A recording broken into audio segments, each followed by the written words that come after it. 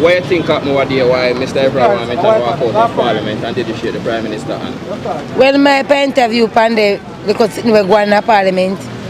He couldn't even give him one little portfolio because him an a top man for Southwest St. Catherine. Yeah. And man coming to the most vote, so he could at least give man something. Me not wrong him, me never shake nobody hand neither. Shake what kind of hand? So you think it was form of disrespect to Mr. Everett? In this man big time, if you catch Andrew at Olaba, no normal. In this Warmington big time. So what you think about him putting his wife as co-speaker? No man, remember say two of them are scam I know. So they can't turn too far from one another. Okay. So what you think it would be like if Mr. Warmington was the House Speaker? No, they can't give him that. You must say, man. Parliament will turn upside down. Only give Warmington House Speaker.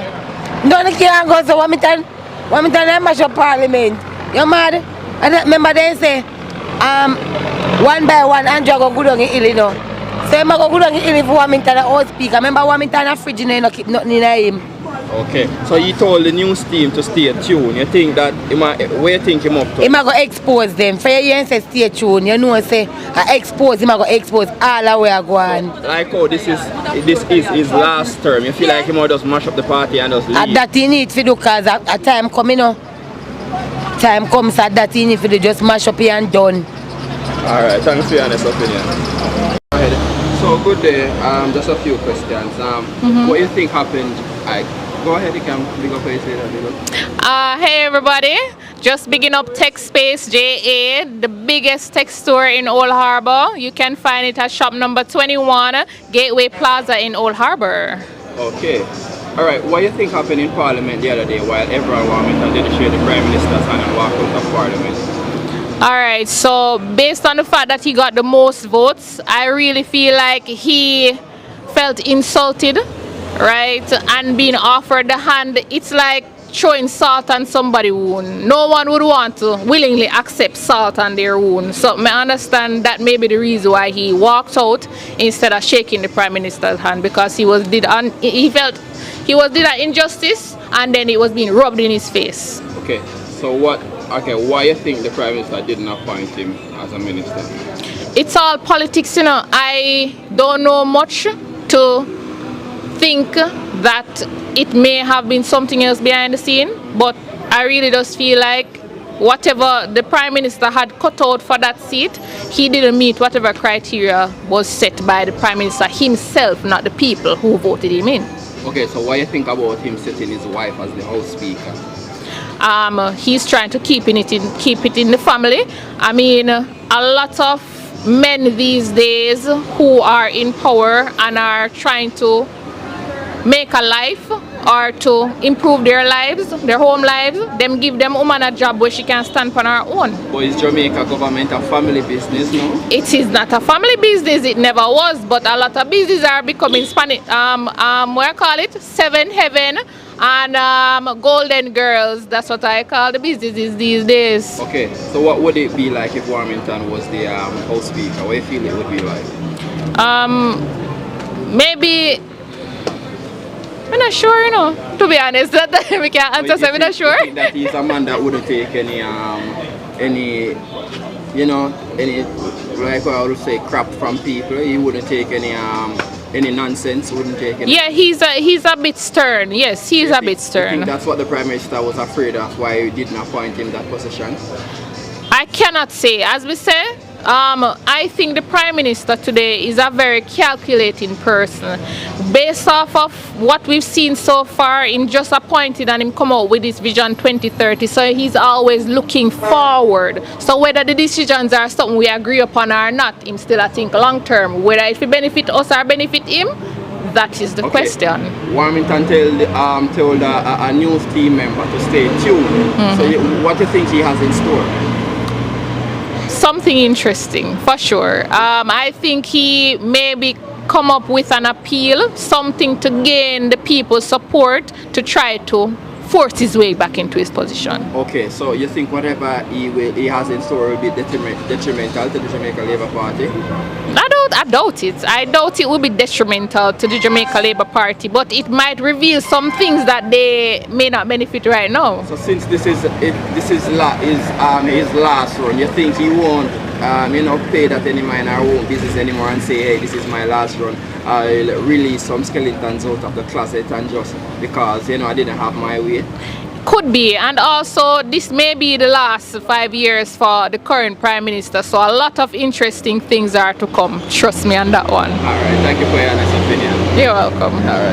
Yeah, Uncle, what you feel happened the other day in the House of Parliament? Why Warmington didn't shake the Prime Minister hand and why he walk out of Parliament? Because him have a habit. What kind of habit? You're ignorant. Ignorance? Yeah, I'm miserable. So after all, he got the most vote, more than any other minister. You don't think the Prime Minister should treat him with some respect, knowing that he's a man that always secure the Southwest Central Division? Him always win. Him always win, never lose. So don't you think that he should be highly respected among the JLP members? Yeah, but at the same time, him have a ignorant habit. Is it ignorance or it is arrogant? Is he arrogant? Is he a person that don't stand for foolish and just always want to speak his mind? Yes. So you have him as a bad person for that?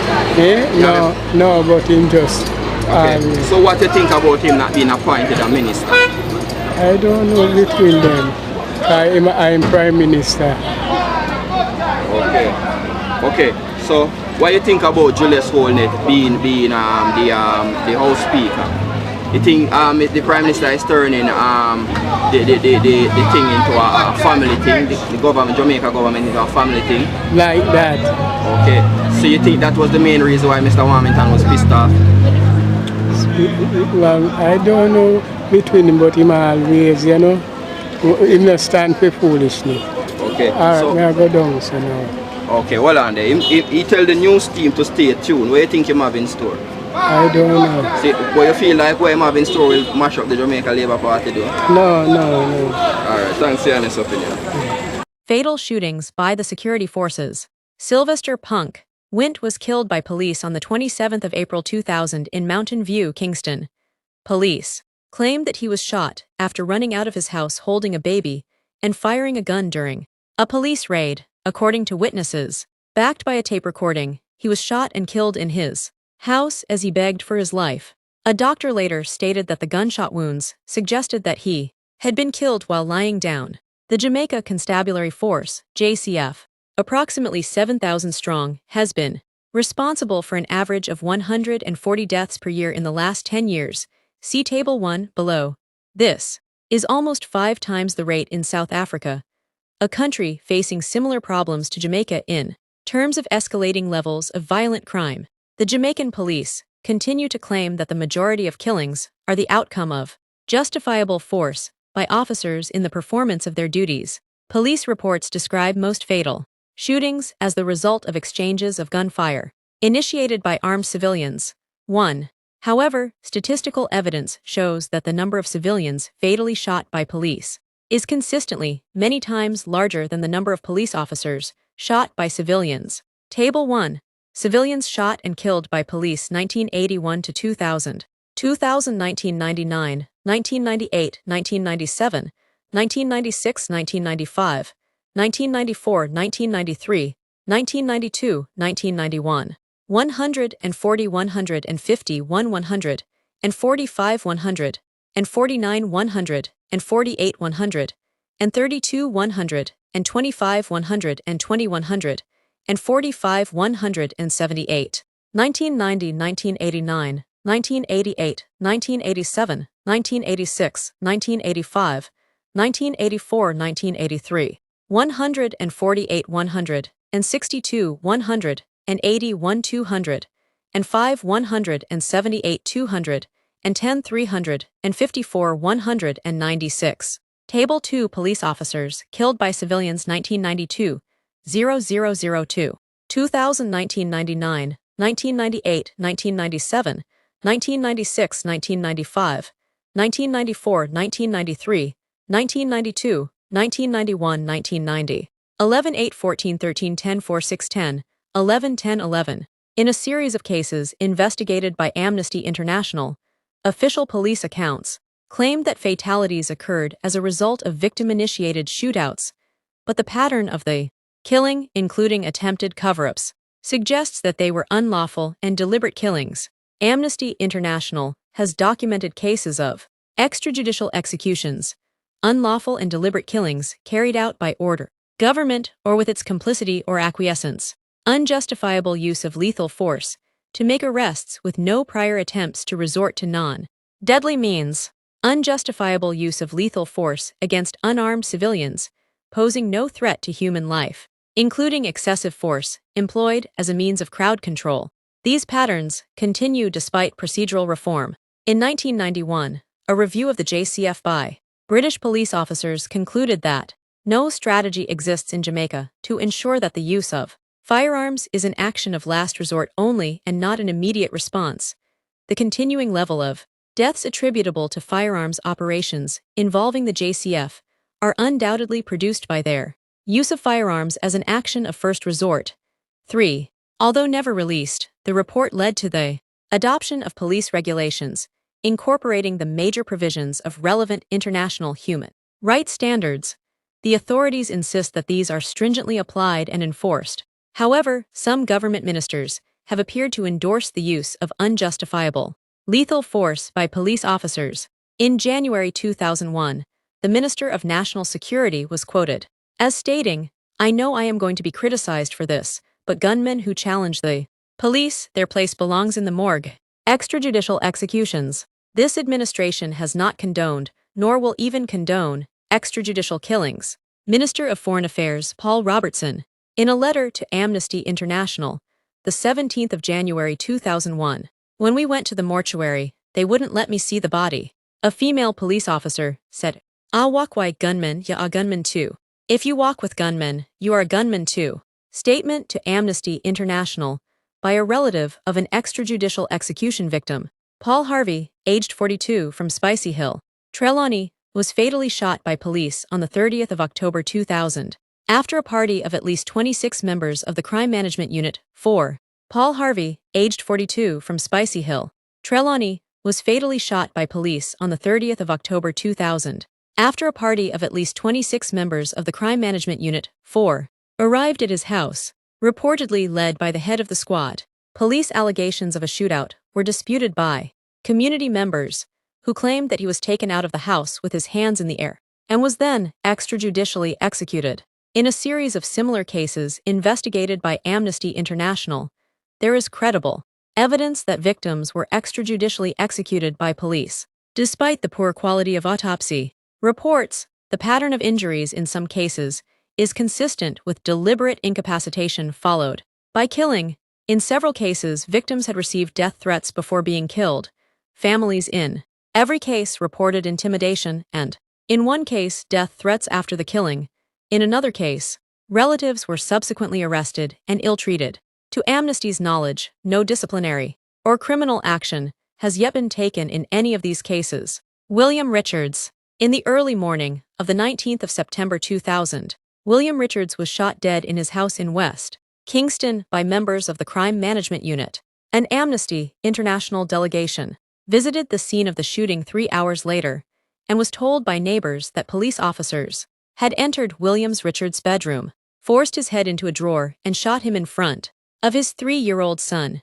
Williams Richards' girlfriend was reportedly locked in a bathroom. It was evident to the delegation that the house had been ransacked and vital forensic evidence, such as furniture and bedding, had been removed or disturbed by the time the delegation arrived. Although the body had been removed, the scene had not been sealed from the public to preserve it for forensic investigation. Investigating officers arrived only later that evening. A police press release stated that Williams Richards had been shot outside his house by officers after opening fire on police, and that police had recovered a gun from his body. Sean Robinson. On the 4th of July 2000, Sean Robinson, aged 21, was shot dead by police at his home in Kingston. Eyewitnesses stated that at least 10 police officers forced entry to his house and then shot him. In a cupboard in which he was hiding, 2 young children and 2 adults were held at gunpoint. In the hall, police refused to allow Sean Robinson access to medical attention. Official police reports stated that 2 arrest warrants had been served on Robinson, including one for the murder of a police officer. However, none of the police officers at the house ever produced or made reference to a warrant despite requests. Police also allegedly assaulted relatives, including a woman who was 3 months pregnant. Robinson's mother was allegedly prevented from accompanying her son when police drove him away, and family members were not allowed to view his body at the morgue for 3 days. Family members were also reportedly intimidated and obstructed from making a full statement of complaint by a police investigator. Police gave inconsistent accounts of the shooting, after initially claiming he had been killed in a shootout on the road after firing on police. A subsequent official report alleged that he died in a shootout inside his home when an Amnesty International researcher visited the property. In August 2000, gunshots were clearly visible on the door of the cupboard and in the clothes inside it. 3 days before his death, Robinson reportedly received an anonymous death threat. The caller stated that Robinson would be killed in connection with his escape from police custody in 1999. Patrick Alfred Genius. Patrick Genius, a 33-year-old welder, stallholder and father of 3 children, was fatally shot by the police in Augusttown, Kingston, on the 13th of December 1999. Eyewitnesses claimed that he was detained by several plain-clothes police officers traveling in an unmarked police car as he rode his bicycle, and that the police shot him at close range in the head while he had his hands up in the air.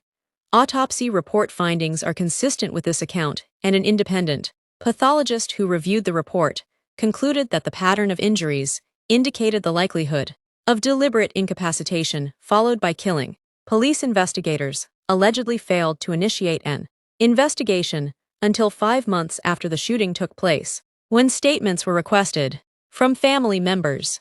Delray Lewis. Delray Lewis, age 29, was fatally shot in Augusttown, St. Andrew, on the 2nd of September 1999. Witnesses stated that at least 7 police officers in plain clothes, including an inspector, entered his yard and shot him within a few minutes. One witness alleged that he was shot several times in the head and chest after being surrounded by several officers. The witness alleged that he had first put his hands up in the air and that he had been searched and asked whether he was carrying a gun, which he denied. The police account of the shooting was that a group of 3 gunmen, including Delray Lewis, opened fire on police officers, that a semi-automatic pistol was taken from him, and that the 2 other gunmen escaped. The findings of an autopsy performed by an independent pathologist, consistent with the account of the shooting given by witnesses. The report indicated that Delray Lewis had been shot at close range in his right temple, in the chest and right and left shoulders. Investigating police officers did not arrive at the house until a week after the shooting and failed to inspect the yard where the shooting took place. Since Delray Lewis' death, Amnesty International has been informed that members of his family have received several anonymous death threats, killing of bystanders. In a significant number of cases, police appear to have deliberately and unlawfully killed individuals who just happened to be at the scene of an attempted arrest. Matthew Mullins. On the 27th of July 2000, Otho Matthew Mullins, a 25-year-old recent convert to Rastafarianism, was shot and killed in a remote, hilly area outside Kingston by members of the Mobile Reserve and the Anti-Crime Task Force. Police stated that they had returned fire after 3 men, including Mullins, had shot at them. However, eyewitnesses claimed that he was detained and deliberately shot and killed, although he was just a bystander at the arrest of a criminal suspect who was allegedly hiding in the area. In an account sent to a respected radio journalist, the suspect stated that he and Matthew Mullins had been detained and forced to lie on the ground. Matthew Mullins was then shot at point-blank range in the chest. Despite the fact that the suspect protested to police that Matthew Mullins was unknown to him, relatives told Amnesty International that a state pathologist had indicated that Matthew Mullins was shot at close range, in the chest and legs. Janice Allen. 13-year-old Janice Allen was shot and killed in Trenchtown, Kingston, in April 2000. Janice Allen was seen crouching behind a lamp post with her sister as police started firing at a man on the other side of the street, who was soon surrounded by police and made to lie on the ground. It is alleged that at this point, a police officer aimed directly at Janice Allen and fired. According to police, Janice Allen was killed in crossfire. According to witnesses, Janice Allen was refused medical attention by police and died while being driven to a hospital by members of the local community. Her mother was publicly criticized by the Deputy Commissioner of Police and head of the BSI for refusing to allow the autopsy to take place until she could have an independent doctor present. When Janice Allen's 15-year-old sister tried to make a statement at the BSI, she was initially denied permission. Hot water channel, straight to the max. Bring the thing to the people then. Original generous speed. Same way. Man, big up hot water channel, enough ice cream. Yeah man, big up yourself.